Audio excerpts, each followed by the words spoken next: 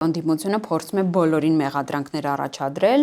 բացառությամբ իհարկե Ադրբեջանի եւ Ռուսաստանի, այսինքն պատերազմը հրահրել է Հայաստանը, պատերազմը մեղավորն է, էթնիկ զտման մեղավորն է Հայաստանի Հանրապետությունը եւ այստեղ հարց է առաջանում, առհասարակ ինչու են այսպես վարվում, արդյոք նրանք այլ պետության գործակալներ են, ազդեցության գործակալներ, սա լեգիտիմ հարց է, որ կարող է հնչել կամ որոշել են այսպիսով, այս նարատիվով գալ իշխանության, բայց իհարկե ակնհայտ է, որ չաշխատող ձև է, որովհետև մեր քաղաքացիները կրկին 21 թվականին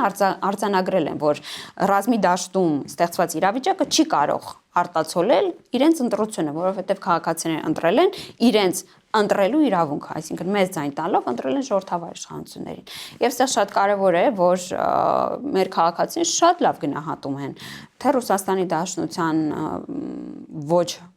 պատշաճ արձագանքը Հայաստանի սուվերեն տարածքի վրա հարձակման պարագայում, էթնիկ զտման պարագայում, եւ ես կարծում եմ, որ եթե մեր քաղաքացիների մասնակցությամբ ցանկացած հարցում տեսնենք, կհասկանանք ինչպիսի գնահատական է դա, բացասական գնահատական։ Արդյոք ընդդիմությունը չի նկատում, որ IRA-ի հարցումներով, օրինակ, իհարկե ոչ վերջին, նախավերջին, Ռուսաստանի Դաշնությունը Թուրքիայից եւ Ադրբեջանից հետո որպես երրորդ ռազմական սպառնալիք են նկարագրվել։ Այսինքն քաղաքացիները իրողությանը շատ նկատի ունեմ պատշաճ գնահատական է տվել ռիսկեր գնահատելով,